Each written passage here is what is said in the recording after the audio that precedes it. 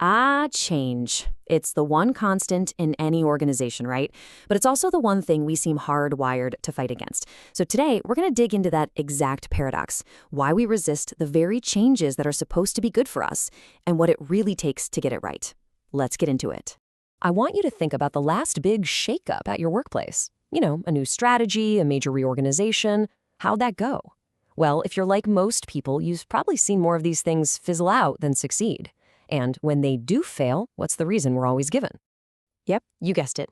The finger almost always points straight at employee resistance. It's this easy scapegoat, right? It paints people as just being stubborn or allergic to anything new. But what if that whole idea is just completely wrong? Now check this out. This one idea completely flips the script. People don't resist change they believe is in their best interests. Think about that for a second. It suggests the problem isn't the change itself, it's how we perceive it. Let me give you a super clear example.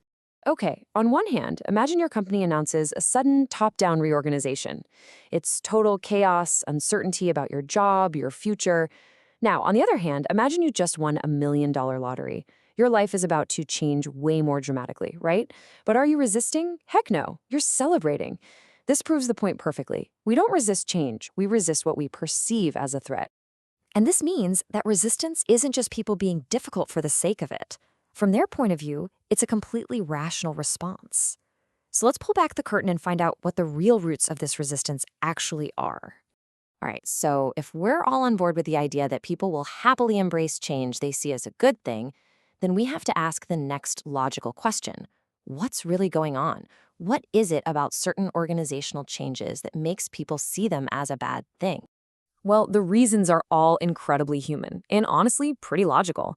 Are you worried about losing your job or your status? Of course you're going to push back. Are you being asked to learn a bunch of new skills with zero training, basically setting you up to fail? Are you surprised by the change with no time to process it? Maybe you just don't trust the leadership team rolling this out. These aren't irrational fears, They are very real, very legitimate barriers. So here it is, the key insight of this whole thing. Resistance isn't the problem you need to solve. It's just a symptom. Think of it like a big, flashing warning sign. The real disease might be a total lack of trust, or a deeply flawed process, or genuine, widespread insecurity. And that is what leaders actually need to focus on. Okay, so if we know we need to address those deep, underlying issues, where in the world do we start? Well, we start with psychology. Before you even think about rolling out a new process or a new org chart, you have to create the mental and emotional groundwork for people to even be open to it. Research from McKinsey points to 4 key conditions for this. First, people need a purpose they can actually believe in, a compelling story about why this change matters, not just for the company's bottom line, but for them. Second, you gotta reinforce it. If your bonus is still tied to the old way of doing things, why would you ever change? The systems have to match the new reality. Third, you absolutely must give people the skills to succeed. You can't just tell them to climb a new mountain without giving them the right gear and training. And finally, they need to see consistent role models. That means leaders at every single level are walking the talk, not just barking orders from an ivory tower. So once you've laid that psychological foundation, then you can get into the nitty-gritty of how. And for that, we can turn to one of the most famous, most proven frameworks out there, Dr. John Kotter's 8-step process for leading change. Let's break it down. Kotter's whole process begins by creating the right climate. First, you have to create a sense of urgency. Everyone needs to feel deep in their bones why staying put is no longer an option. Next, you build what he calls a guiding coalition. This is a powerful group of influential leaders who can champion the change.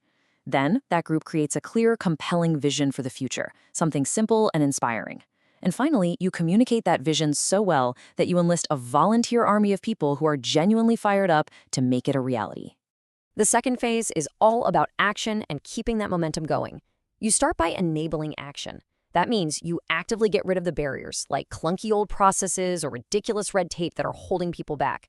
Then, and this is so important, you generate short-term wins. You find those early successes, you celebrate them loudly, because they prove the change is working and build incredible momentum. That allows you to sustain acceleration, using that newfound credibility to tackle even bigger challenges. And the final, critical step?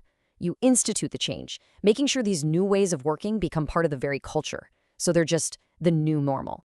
So when you put it all together, that psychological understanding with a practical step-by-step framework, you end up with a totally new way of looking at change. It stops being this exhausting battle you have to win and becomes a collaborative process you get to lead. This right here is the fundamental mindset shift.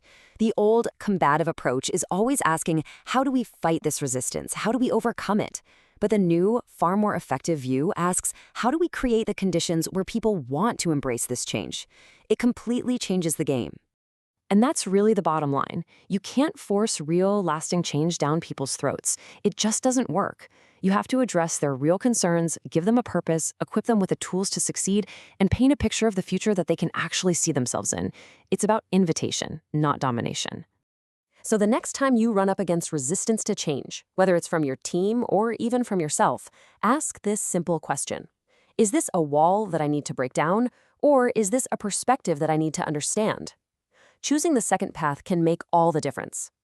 Thanks for joining this explainer.